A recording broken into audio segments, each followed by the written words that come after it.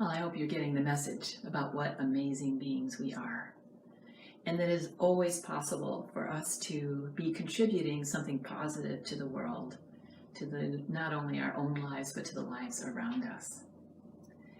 Last week, we talked about the principle that says where our attention goes, the energy flows. And we talked about how we might be able to use this, or how, it would be beneficial for us to use this in a mindful way. The thing about this is that it is a principle, this idea about attention and energy flow. So as a principle, it does have some characteristics which are really important, I think, to keep in mind. One thing is that principles always work the same way all the time, everywhere. It doesn't matter if we are kind and loving or if we are angry. It doesn't matter if we live in Canada or in South Africa. The principle works the same. Kind of like gravity. Gravity works the same everywhere, all the time. It doesn't matter where you live. It doesn't matter who you are. And it doesn't matter if you're a good person or not. If you're up in a tree and you lose your balance, you will fall to the earth.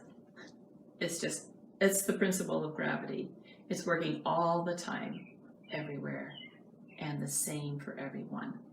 And that is the same thing for the principle that we're talking about right now.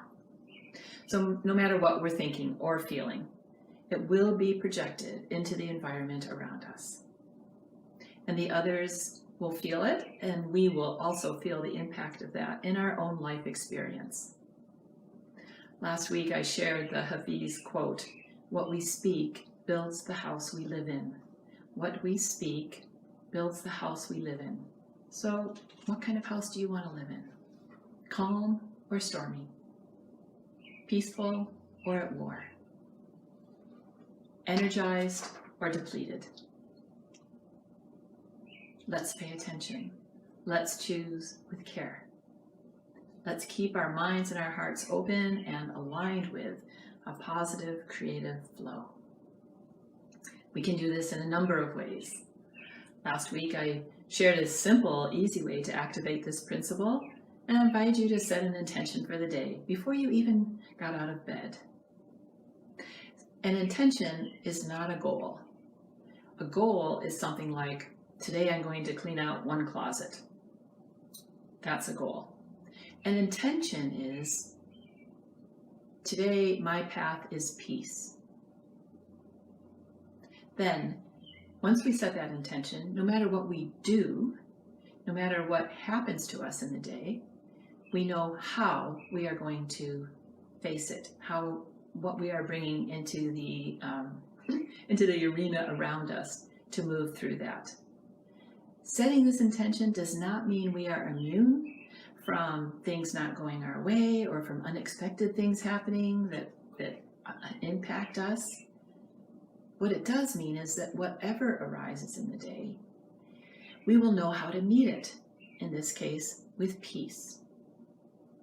Every morning, find that word. It's an easy daily practice. We can also have a word or a phrase that is for a longer period of time, or that encompasses a certain project that we're working on. So I thought, let's see if we can do this together, all of us, to set an intention for the month of June, for the next 23 days. Now, when I first tried to do this exercise years and years ago, I couldn't. I was just trying to think of 2 or 3 words, that are good words, that I want to have in front of me, that would resonate with me. What would my word be? Is it the right word? How do I choose the word? How do I know it's the best word for me? Can you hear I am using my mind to try to figure this out, to analyze it, to do it right? Well, that didn't work, because what I was trying to do was use my mind for an activity of the heart. There's a poem I'd like to share with you.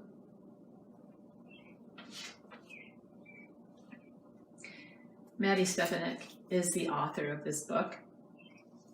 He wrote many books of poetry during his very, very short life. He knew from an early age that he would not have a long life, and so he really approaches life quite deeply and with a lot of thought. His 3 other siblings all passed away when they were 4, 5, and 6 years old. He lived to, I think he was 12 when he passed. He really made his time count. And he wanted to be remembered as a peacemaker, a philosopher, and a poet.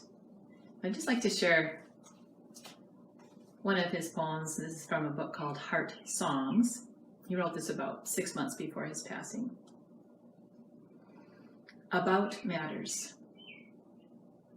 What really matters is choosing what really matters. Not merely being aware or knowing about or considering attentively. What really matters is choosing what really matters.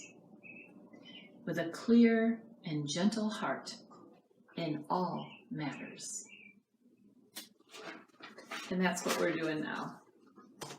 What really matters is choosing with a clear and gentle heart. Remember last week I asked everyone to get out a piece of paper and to write each day of the week along the left-hand side and then insert a highlight from the day. Just one thing that was like the thing that just really made you smile, really uplifted your spirits. Didn't have to make sense to anyone else. This was your, your capture of the day, of the highlight of the day, what felt good and right for you. So I found, and perhaps you did too, that some days it was really easy. As I reflected at the end of the day, it's like, oh yeah, for sure, this is what it was. There's a couple days when it's like, oh right, okay, think about what was the highlight of the day. And I had to just be still a little bit and relax, and then of course something would come to me. So I'm going to demonstrate right now what we're all going to do. I have my list of highlights. On Sunday, I had a long call with my daughter. On Monday, I had was on a 4-hour picnic by the ocean. Tuesday, I took an online class, a Unity class. Wednesday, I did a Zoom yoga class with my family. As you know, my son-in-law is a yoga teacher, and so he's organized how we can do a family yoga class on Zoom together. So these are some of the things, these are some of the highlights that I had last week. Now the next step is to find the quality behind the activity. Not what you did, but what was the blessing you received from it? How did this end up? Why was this on your list as a highlight? How did it make you feel? So let's go back to my list. Sunday, the call with my daughter. The quality behind that was connection with family. Monday, the 4-hour picnic by the ocean. That was enjoying nature. Tuesday, the Unity online class. That was spiritual exploration. Wednesday, the Zoom class with the family. Again, connection with family. So the summary, when I look at all of those things, the summary that I could see what consistent theme through all of those days was connection, nature, and spiritual learning. So we're going to take some quiet time now to review your list, to come up with things that speak to your heart. If you don't have a list now, that's okay. You can still participate. So just relax, listen to the instructions, and enjoy the music.